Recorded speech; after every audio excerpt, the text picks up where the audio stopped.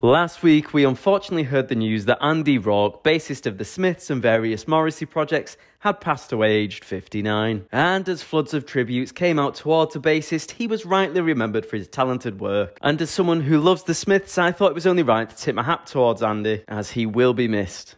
However, in happier news, we gained word of Blur's glorious return to the front line of music, as Damon Albarn fled from Cracker Island with Gorillaz to return to his safe space in the loving arms of his Blur bandmates, announcing their reunion with a new single, a new album for the first time in 8 years, and some huge dates for 2 nights in Wembley Stadium. Yes, Stadium, where such news can only be described as absolutely epic.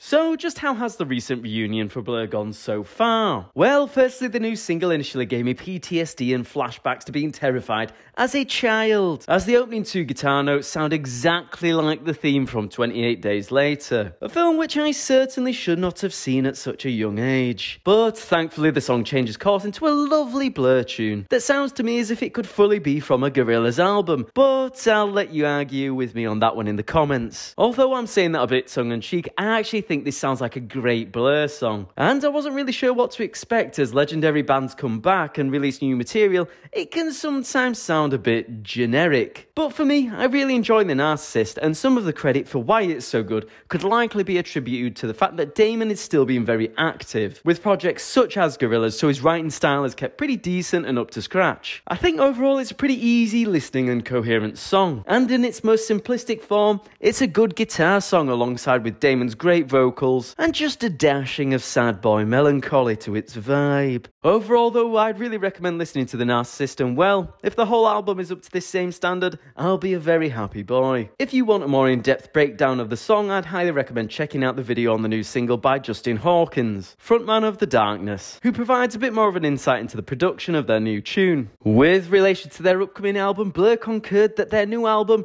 The Ballad of Darren, has been overall a very emotional experience throughout their writing and their rehearsing, and as a result it's quite an emotional album overall, which should be with us on the 21st of July this year. I mean, I could definitely see a reflection of their suggestions in the tone of their new single, The Narcissist, so get your tissues out as it sounds like it's going to be a real tearjerker of an album, and I can't wait to be sobbing into my earphones when I finally hear it. And well, in even more grand news, after seeing some of their videos of their live performances, I can only state that wow, the atmosphere and vibe seems absolutely immaculate. Especially when it came to their live performance of Park Life and they brought out Phil Daniels on stage, as it sounded absolutely sensational. I mean, I was genuinely ready to start jumping around, smashing up my living room, screaming, "You're the people, Park Life!"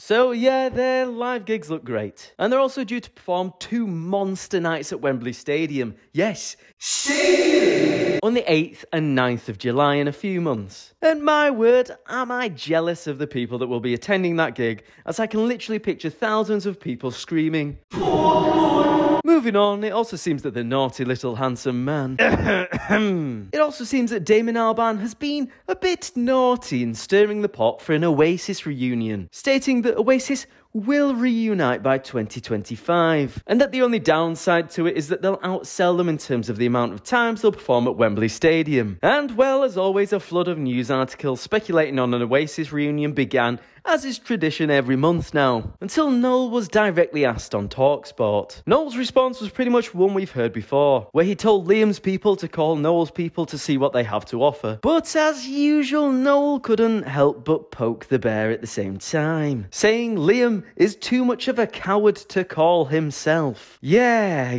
great job really hammering those final few nails in the coffin, Noel. And well, Liam responded pretty much how you'd expect, throwing some quite heavy shade at Noel for his past actions, all whilst getting a little jibe back. So I think in terms of a reunion, there's still about as much chance of it happening as there is a chance of pigs flying. As a result, I'm not quite sure how right Damon is with his claim, but I love that he's here to cause mayhem, all whilst selling out Wembley Stadium and living his best life. I guess he's still playing the long game in the Blur versus Oasis war, and undoubtedly seems to be winning at this point in terms of creating some further petty squabbles between Liam and Noel, and I'm absolutely here for it. But there we are, Blur have gloriously returned to the scene once again. With a new single, some massive gig dates including Wembley Stadium, yes, Stadium! And all while stirring the pot like a naughty little elf at the same time. Good for you, Blur. Good for you. As always, feel free to subscribe if you're new. And on that note, I think I'll say ta-ra for now, and I'll see you later.